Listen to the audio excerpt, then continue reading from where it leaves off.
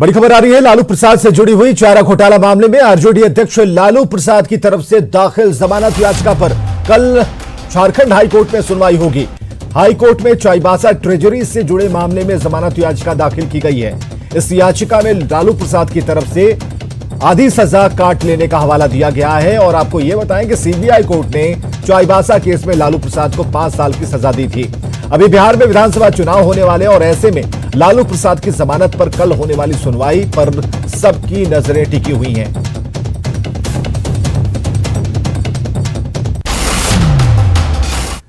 केंद्रीय विश्वविद्यालय एक बार फिर आरोपों के घेरे में है। सीयूजे के पूर्व VC doctor NK Yadav Indu पर नियम तोड़कर रिश्तेदारों करीबियों की नियुक्ति करने का आरोप लगा है। इस मामले में अधिवक्ता राजीव कुमार ने जनहित याचिका दायर कर हाईकोर्ट से पूरे मामले की सीबीआई से जांच कराने का आदेश दिया है।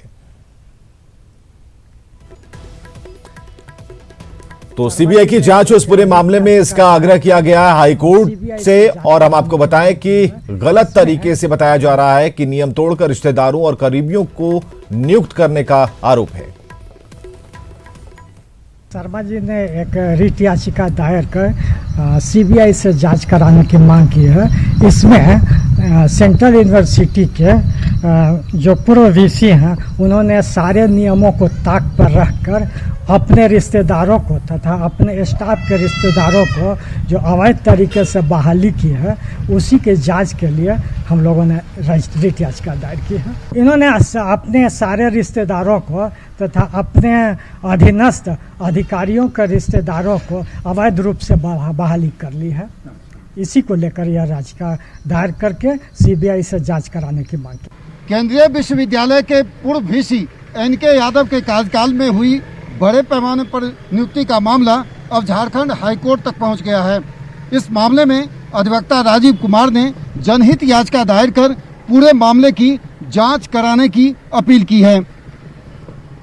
पूर्व वीसी एनके यादव पर अपने रिश्तेदारों और करीबियों को नियुक्त करने का आरोप लगा है और इस मामले में पूरी जांच कराने का आग्रह हाईकोर्ट से किया गया है।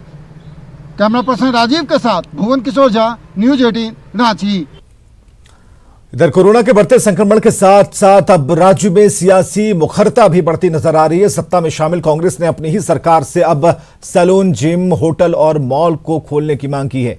पार्टी ने कहा कि संक्रमण के दौर में किसी को भी जीविका की समस्या के बीच छोड़ा नहीं जा सकता। कांग्रेस की मांग पर जेएमएम ने भी सहमति दिखाई। वहीं बीजेपी ने इस मुद्दे पर सरकार पर गंभीर नहीं होने का आरोप लगाया। अटल भेंडर मार्केट खुल सकता है तो बाकी मॉल्स क्यों नहीं खुल सकते हैं? मॉल से 25-25 हजार लोगों की जीविका जुड़ी हुई है। हमें समझना होगा। हम इस बात के लिए अनुरोध हम लोगों ने किया है, आदरणीय अध्यक्ष जी से भी किया है, अध्यक्ष जी भी मुख्यमंत्री जी से करेंगे। हम समझते हैं कि अब कुछ ना कुछ जो कोरोना की लड़ाई है उसे जम के लड़ने की ज़रूरत है, बहुत घबराने की ज़रूरत नहीं है। एहतियातन क्या क्या कदम उठाने चाहिए, कैसे खोला जाए, क्या सावधानियां बरती जाएंगी, इन सब का निर्धारण करने के पश्चात बहुत ही जल्द चाहे सैलून की बात हो, जिम की बात हो, मॉल की बात हो, सभी को खोलने की प्रक्रिया मुझे लगता है अंतिम चरण में है। होटल है, लॉज है, मॉल है, सैलून है, अगर आप उनको नहीं सहयोग करेंगे, अगर आप उनको बंद रखना चाहते हैं तो आप उनके लिए क्या कर रहे हैं वो बताएं। आज जो सैलून वाले हैं वो अपने भुखमरी के कागार में हैं, उनके लिए सरकार कोई चिंता नहीं कर रही है। इसीलिए सरकार अपनी जवाबदेही को सुनिश्चित करे और इधर उधर की बातों को ना करके जनता के हित में निर्णय ले। दरअसल कांग्रेस शुरू से ही जीवन और जीविका के मुद्दे पर पूर्ण लॉकडाउन के विरोध में रही है, लेकिन बंद प्रतिष्ठानों को खोलने को लेकर मुखरता अब सामने नजर आई है। बड़ा सवाल यही है कि क्या राष्ट्रीय पार्टी का नजरिया और दायरा संक्रमण काल में बदल गया है। कैमरामैन संजय सिंह के साथ संजय कुमार सिन्हा, न्यूज 18 रांची। इधर बोकारो में सीसीएल की कथारा 4 नंबर कॉलोनी में अतिक्रमण का जायजा ले रहे हैं सीसीएल अफसर विक्रांत मल्हान आपा खो बैठे। सीसीएल की जमीन पर अवैध रूप से घर और दीवार बनाने वाले अतिक्रमणकारियों को सरेआम उन्होंने न सिर्फ अपशब्द कह दिया बल्कि पिटाई की। और यह घटना स्थल का नजारा है जब सीसीएल अफसर विक्रांत मल्हान आग बबूला हो उठे और अतिक्रमणकारी को काफी भला बुरा कहा। सवाल खड़ा हो रहा है कि क्या अतिक्रमण हटाने के नाम पर किसी अधिकारी को कानून हाथ में लेने का हक है। तेरे बाप का घर है और चल निकल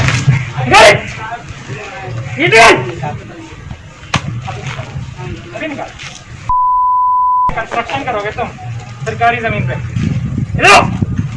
निकाल इसको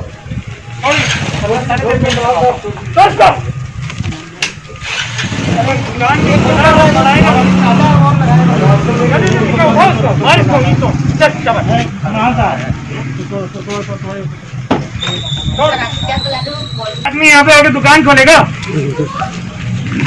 हाँ? तोड़ दे दुकान तुम्हारी, हंस रही है यहाँ पे।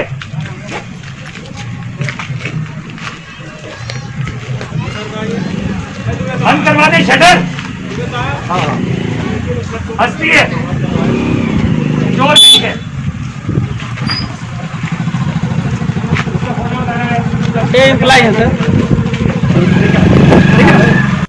दुकान खोलेगा यहाँ पे और होटल भी खोलेगा और खास 2 पैसे की नहीं है, सरकारी जमीन पे अतिक्रमण करेंगे।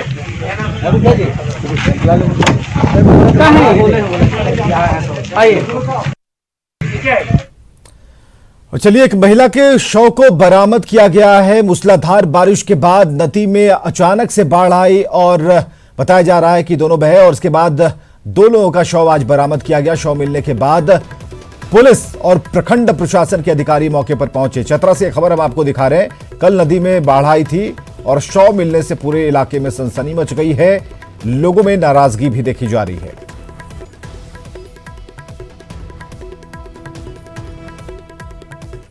और चतरा में लगातार हो रही मूसलाधार बारिश से हंटरगंज प्रखंड से होकर गुजरने वाली लीलाजन नदी उफान पर है। कल नदी में आई अचानक बाढ़ में घर से मवेशी चराने निकले 8 चरवाहे अपनी 2 दर्जन मवेशियों के साथ तेज धार में फंस गए थे।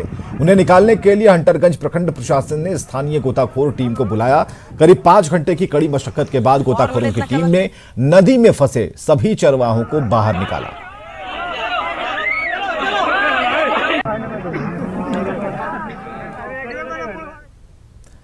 और भारी बारिश से पलामू जिले के चैनपुर प्रखंड के कई गांव टापू में तब्दील हो गए हैं। सगरदिनवा गांव की समस्या और भी बड़ी है। नदी पर पुल नहीं होने की वजह से बारिश के मौसम में ग्रामीणों का संपर्क पूरी तरह टूट जाता है। लोगों की परेशानी का जायजा लिया हमारे सहयोगी नीलकमल ने।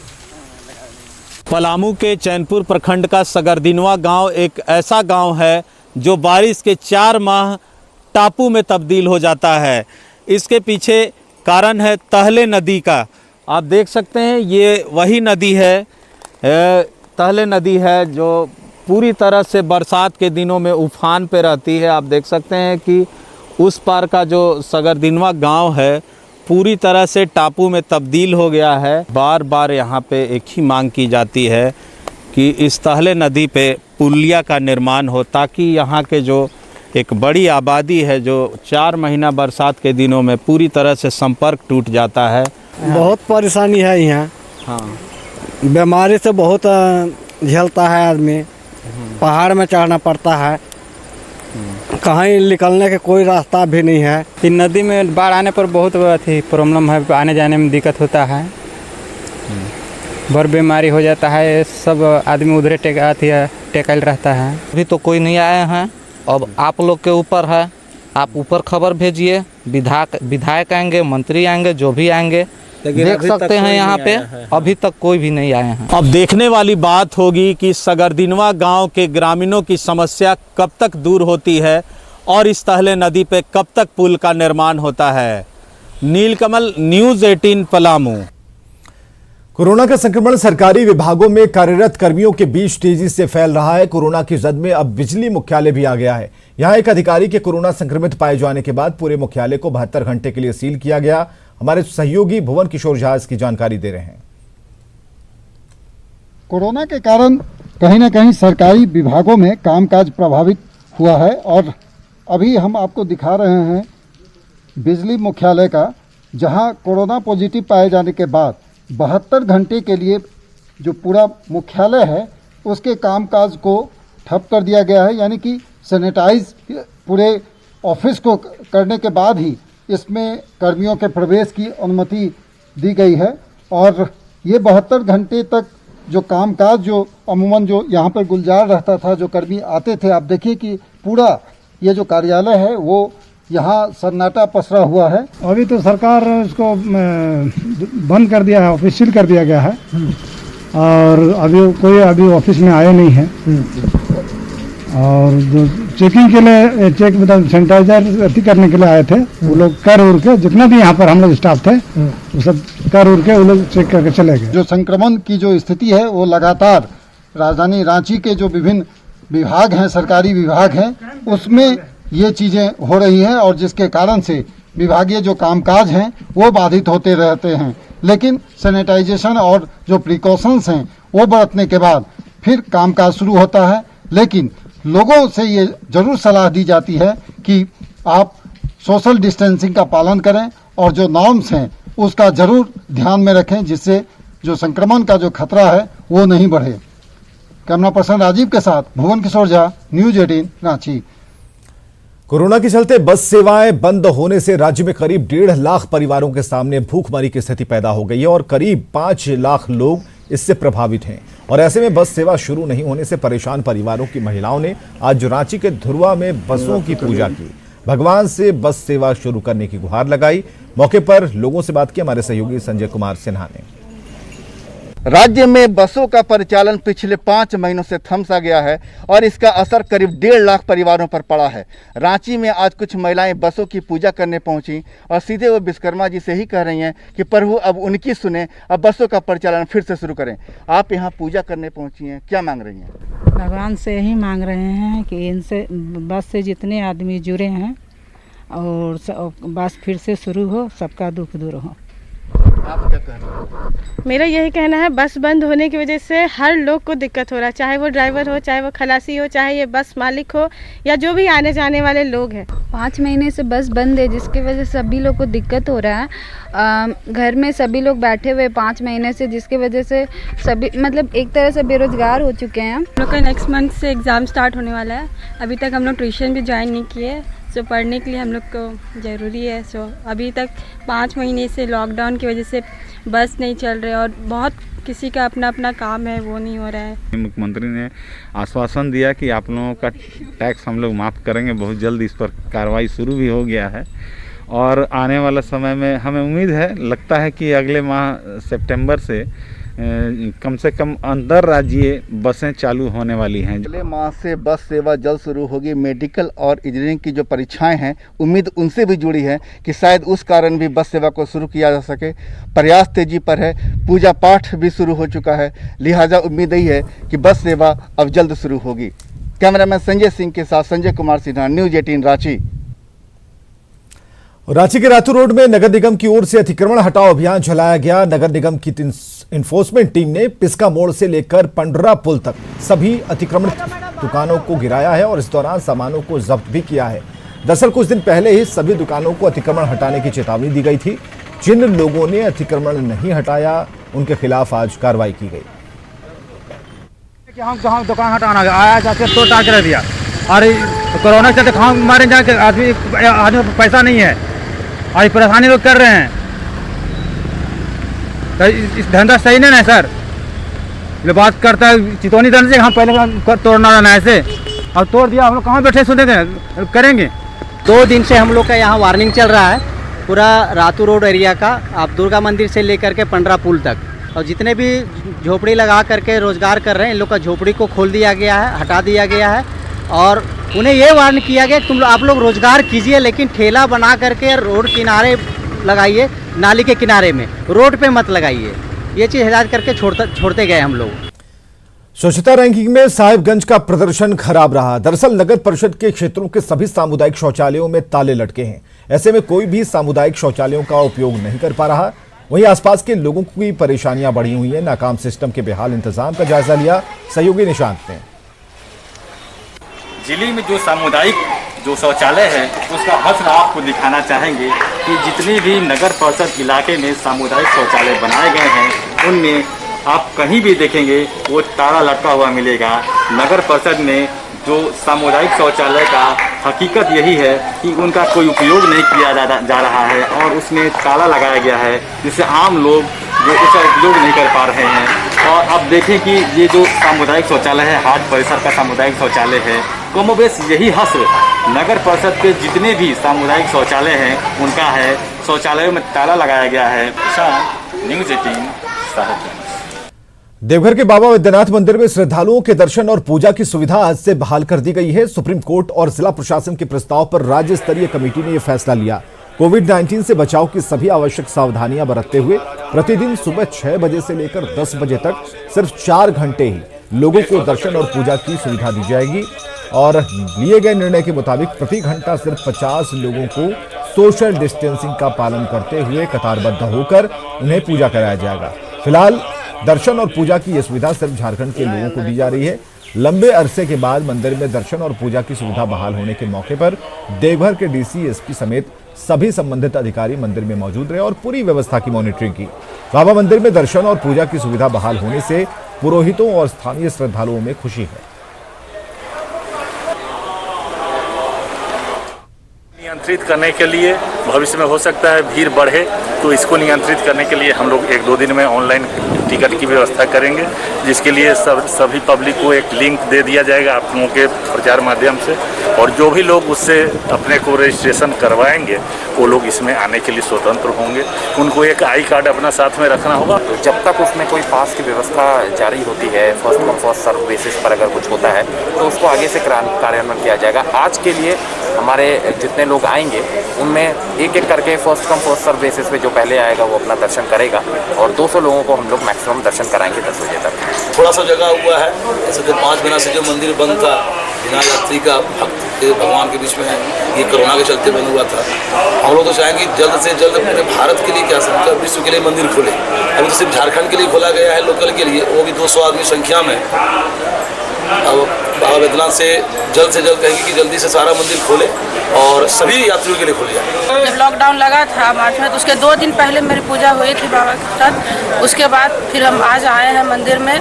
2 लाइन में व्यक्त करेंगे कि पुलकित हो गई प्राण आत्मा, आनंद विभोर हो गई।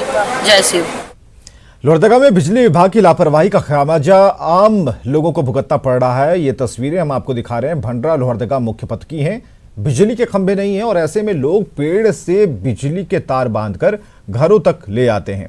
हादसों का खतरा बना रहता है, लोग डरे हुए हैं, लेकिन बिजली विभाग बेसुध बना है। हम लोग को इससे बहुत डर है। बिजली तार जो है इसमें से हम लोग को इतना दिक्कत होता है कि आने जाने में गाड़ी फट जाता है, बड़ा तार गिर गया, इससे दिक्कत है।